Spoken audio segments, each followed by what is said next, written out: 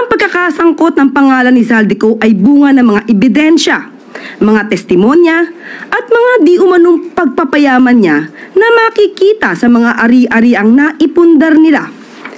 Dahil lumiliit na ang mundo ni Zaldico, kailangan niyang umiwas at iiwas ang sarili at mag-name drop kahit walang katibayan at laway lang ang puhunan. Para masagip ang sarili sa paratang ng pagnanakaw sa kaban ng bayan at mapalitaw na siya ang biktima, siya ay magtatahi ng maling kwento laban sa ibang tao. Tuturo ng iba, puwera ang sarili niya kahit na ang ari-arian niya at ng kanyang pamilya ay nagsusumigaw ng ebidensya.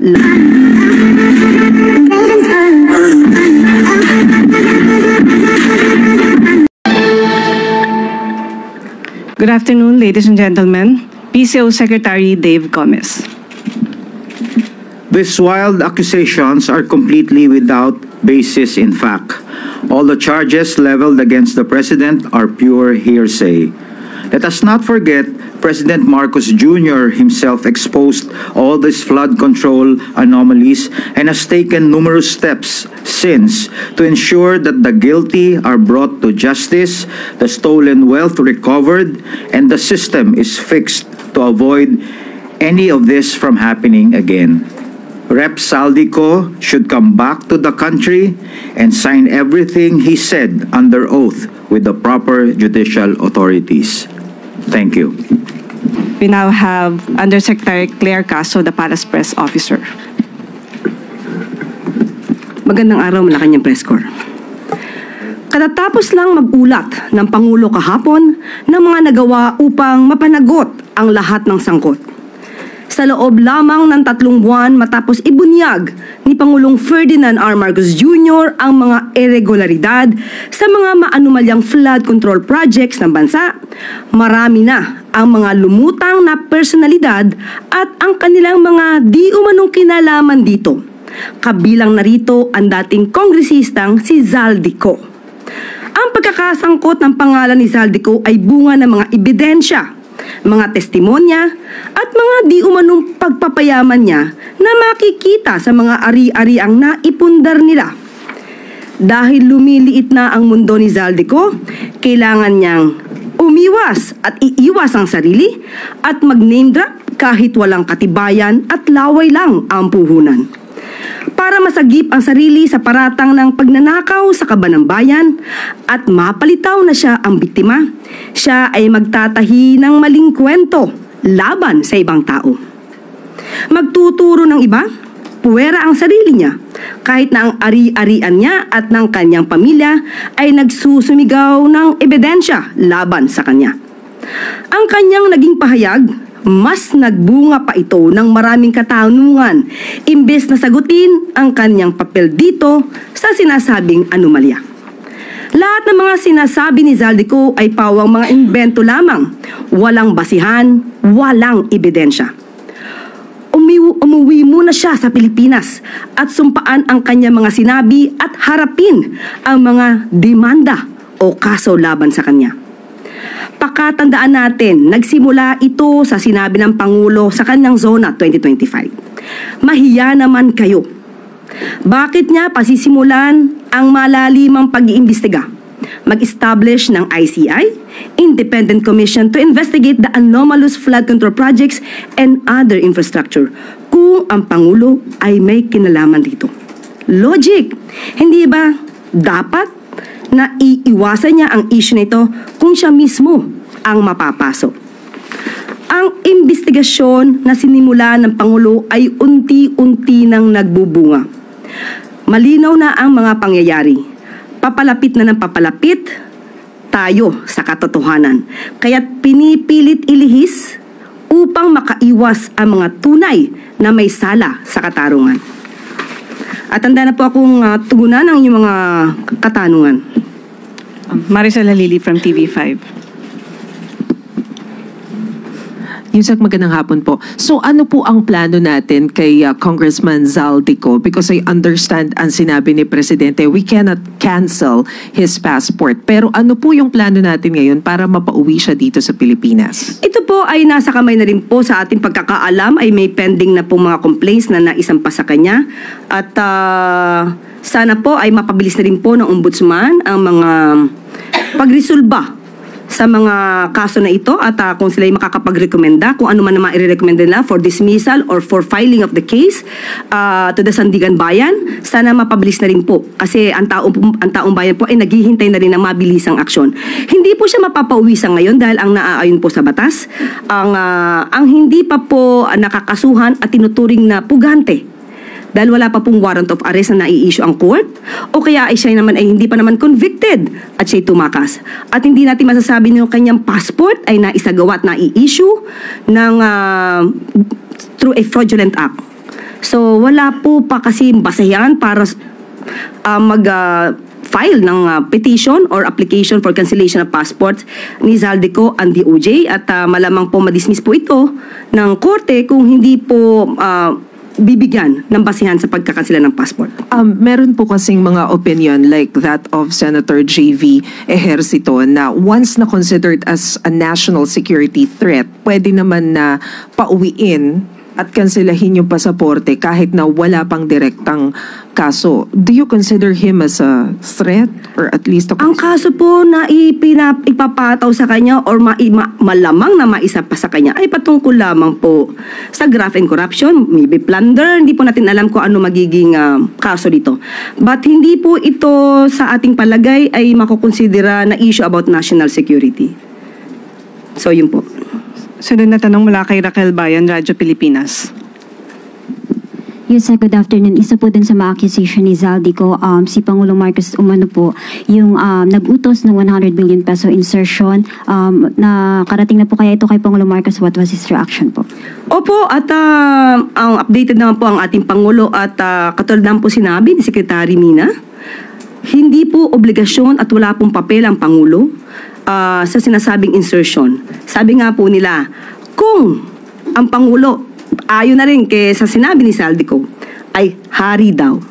Bakit po kaya sa insertion pa ilalagay 100 billion pesos kung pwede naman po itong isama mismo sa NEP? So doon po ay katakataka at alam natin na mukhang may gumawa ng kanyang salaysay at mukhang hindi niya naiintindihan ang kanyang mga sinasabi ron. Sunod na tanong mula kay Ivan Mayrina, GMA News. Microphone, please. Hi, Yusek. Kaugnay sa tanong ni Raquel, na nung napag-usapan ho ninyo ito ng Pangulo, what was his reaction? Galit ba siya? Is he more determined now to have former Congressman Zaldico be made to go back to the Philippines para ho maimbestigahan yung mga sinasabi niya? Katulad na sinabi natin, at sinabi po ng Pangulo kahapon, ang pagsasampa po ng kaso ay hindi pang optics lang. Kailangan po talaga ng ebidensya. Hindi po ibig sabihin po siya ay dinamay, at alam po natin, at alam din po ng Pangulo na siya ay walang kinalaman dito, at siya pa po mismo ang nagsimula ng pag-iimbestiga ng mga anomalyang flood control projects. Hindi po siya nababahala dahil alam po niya ang katotohanan at kami po mismo ang magbibigay sa inyo ng mga detalye para malaman po ninyo mga sinasabi ni Zaldico ay pawang katang-isip lamang. Ito ho ang unang pagkakataon na nagkaroon ng direct accusation against the President. Again, siya po ba'y nagagalit or is he not taking it seriously dahil tulad na nabanggit ninyo, sa tingin niya hindi totoo? Hindi po natin masasabing hindi niya to siniseryoso. Ang akusasyon kahit ano po ang mangyari, maaaring may maniwalang tao. Kaya po ngayon pa lamang ay binibigay namin sa inyo kung ano pa ang katotohanan at hindi natin siguro masisisi si Zaldico dahil alam natin na lumiliit ang kanyang mundo.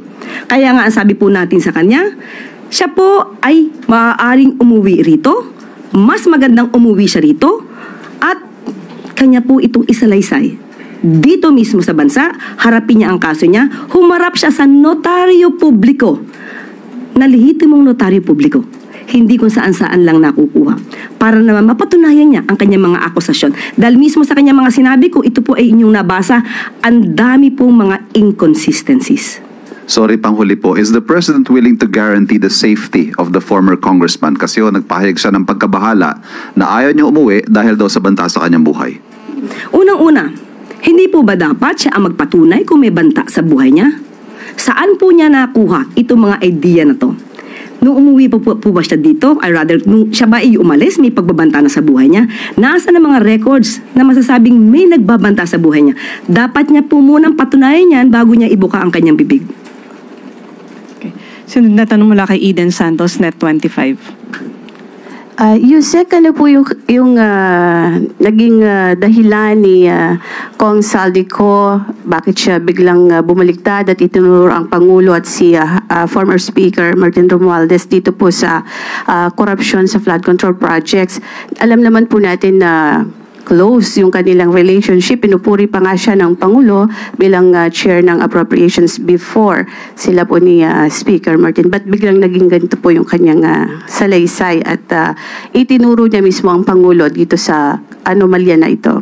Unang-unang po, parang wala naman po ako masasabi na sila ay close. Wala po ako nakikita kung gaano ang closeness nila.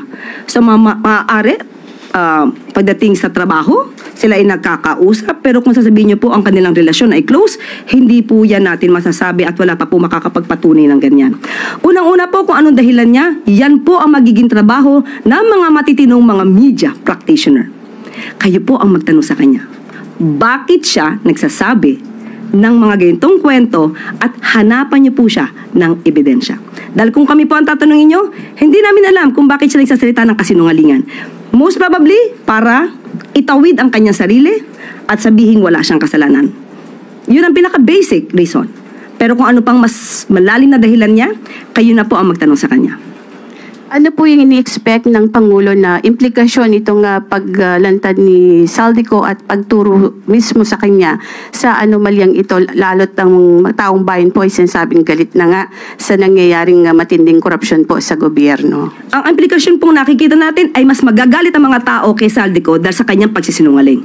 Makikita natin na lahat ng kanyang sinabi, katulad na nga ng mga eksperto sinabi, bakit kailangan pa na mag-insert ng 100 billion pesos samantalang kaya namang isama ito sa NEP. So doon pa lamang po, dapat magalit talaga ang tao dahil marami nagsisinungaling para maisalba ang kanilang sarili. Salamat. Next question mula kay Christian Yasores, DZMM. Hi, Yusek. May mga ulat po na lumabas sa social media na nagpatawag di umano ng meeting si Pangulo sa kanyang security cluster. Is the palace in panic mode dahil so posible po na mag-spark na naman ng panibagong public outreach yung expose ni dating congressman ko? Wala po ako nabalita ang ganyan. At ako sino po ang nagsabi niyan? Muli, patunayan po niya. Tayo po nga ay dapat napunta ng Intramuros Hindi po ba? At meron doong event. So, wala pong panic mode na tayong pinag-uusapan. Kailangan lang po nating magkaroon ng press briefing ngayon para po maipaliwanag sa mga kababayan natin kung sino ba talaga ang nagsisinungaling. So, Mr. Saldico, mas maganda po, umuwi kayo dito. Kung maaari, sabayan nyo na rin po yung ibang mga fugitive na nagtatago sa ibang bansa. Last two questions. First from Katrina Domingo, ABS-CBN. Undersecretary, ano po yung balak ng palasyong gawin to address Zaldico's accusations? Aside from denying it, does the palace intend or the president intend to file charges against him? Depende po. May part 2 pa, sabi niya. Abangan ang part 2. Parang part 1 pa lang to. So malamang gagawa na naman to ng panibagong kwento dahil nadinignan niya kung anong sinabi natin. So abangan natin kung ano na namang tahitahing kwento ang inyong madidinig mula sa kanya. Kaya, Sorry, ma'am. be cautious. Ma'am, follow-up question. As mentioned earlier, Zaldico's statements might spark a fresh outrage from the public. How concerned is the president with the upcoming INC rally over the weekend? Alam ko naman po na ang mga miyembro ng INC ay matatalino, makadiyos, makabayan. So alam po nila kung sino nagsisinungaling at alam po nila kung sino ang tunay na nagtatrabaho para sa bayan. So yun lamang po. Tandaan natin, walang ganyang karaming air assets ang Pangulo. Last question mula kay Vance Fernandez. Good afternoon, ma'am. Do you have any idea who is behind this tell-a-lie accusation? May naiisip ba ako? Mahirap magsalita, pero minsan kayo mismo mag-iisip, sino kaya ang nasa likod nito? Yung mga obstructionists, destabilizers, o lumiliit lang siguro talaga ang mundo ni Saldico dahil siya po mismo ang naiipit sa mga aksyon na mismong siya ang gumawa. Thank you, Yusek Claire. Okay, go. Okay. Ma'am, last na lang po. May we have your reaction about the statement of VP Sara saying na paranoid na raw yung administration, especially now na madaming rally yung nangyayari, and yung pagkontra niya doon sa sinabi ng Pangulo about the status of our economy? Okay, unang-una po, paranoia. Ang paranoia, sabi po nila, ay direct cause ito ng emotional outburst, meltdown. Hindi po nagme-meltdown ang ating Pangulo. Nagkataon lang po, syempre po kapag ka po may mga issue, may nababalitaan, may mga nagre-report na di umanong may gustong magpabaksak sa gobyerno, ano po ba ang dapat gawin ng gobyerno? Matulog? Manahimik? Mag-relax? Kailangan po itong mamonitor. Hindi naman po ibig sabihin na ito ay may katotohanan, but still, hindi po to dapat na tinutulugan. Patungkol po doon sa, again, Maricel, ano yung second? Sa economy, kinontra niya yung statement ni President. Sa ekonomiya. Tandaan po natin, inamin po natin na naaapektuhan ng economic growth. Bakit? Dahil sa marami pong naging kalamidad. At may issue din po patungkol dito sa korupsyon. At tandaan po natin, ang korupsyon na ito ay hindi lang sa panahon ngayon. Panahon pa po nung nakaraang administrasyon. Hinahanap pa po ang 33.5 billion pesos na patungkol po sa flood control master plan sa Cebu or Metro Cebu. Isa po ito na dapat imbestigahan. Nakakakos din po ito sa ating ekonomiya. Maraming anomalya na dapat nating malaman, pati yung mga ghost projects na inamin naman ng dating Pangulong Duterte. So lahat ng kalat nung nakaraan, ngayon po natin nililinis.